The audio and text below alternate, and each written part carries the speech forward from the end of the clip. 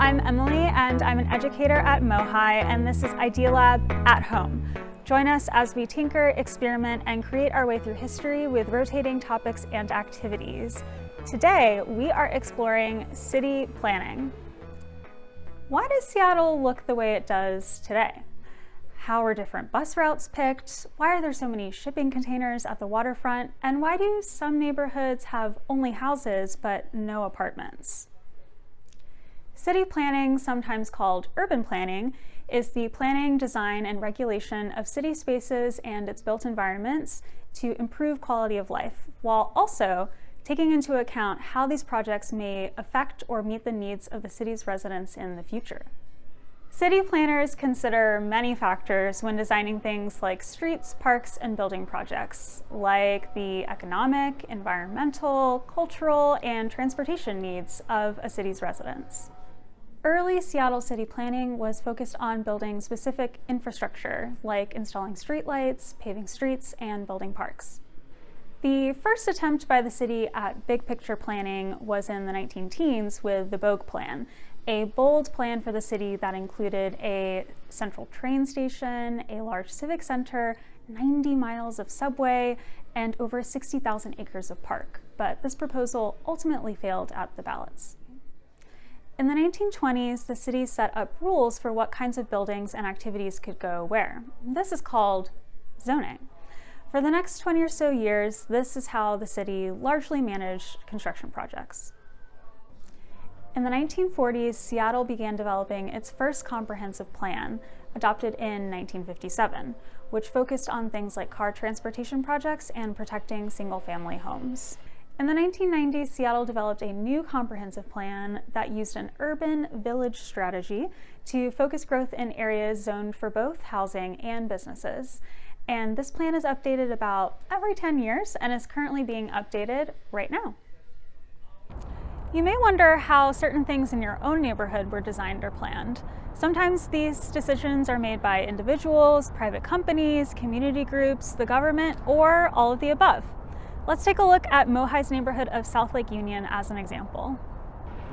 This is Denny Park, and as we walk around this park, we might wonder why it's here and why it's named Denny Park. It was named after the family who donated the land to the city.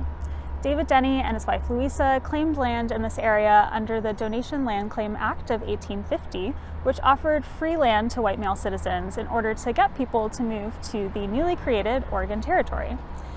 A small portion of their claim was used as a city cemetery in the 1860s, and then it was donated to the city for use as a public park in 1884 to preserve green space as the city was growing. As we look out of the park, we might notice that this area is pretty flat, even though we are surrounded by hills. Why is that? Well, this was the site of a massive regrade, meaning the city hired workers to remove huge amounts of dirt from the land in order to make it flatter and easier to get around. Over a period of more than 30 years, Denny Hill, which used to be right here, was lowered more than 100 feet. As we head back to MOHAI, we might wonder why the streetcar tracks follow this path and find out that it partially follows an old electric streetcar line established in 1890.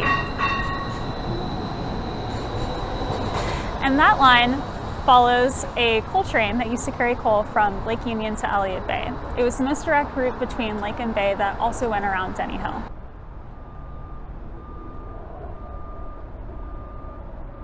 As we look around MOHAI, we might notice a lot of new buildings, particularly in this area right here. In the 1990s, Microsoft co-founder Paul Allen started buying up a lot of land in this area through his real estate company, Vulcan, with the vision of transforming the neighborhood into a high-tech hub by replacing older industrial buildings with new offices to rent or sell. At one point, this vision included a 61-acre public park that stretched all the way from here to downtown Seattle, but voters said no to the idea twice. The biggest concerns were over the price and the potential displacement of small businesses and working-class families. Afterward, Vulcan moved forward with their vision without the park and filled the neighborhood with laboratories, condos, restaurants, and offices for big tech companies like Amazon, Google, and Facebook. The neighborhood got a much smaller park, this one in 2010. These past plans met or overlooked community needs in different ways.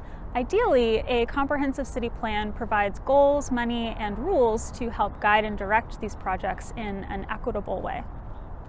Today's comprehensive plan update is focused on things like jobs, housing, transportation, livability, parks, and environmental justice.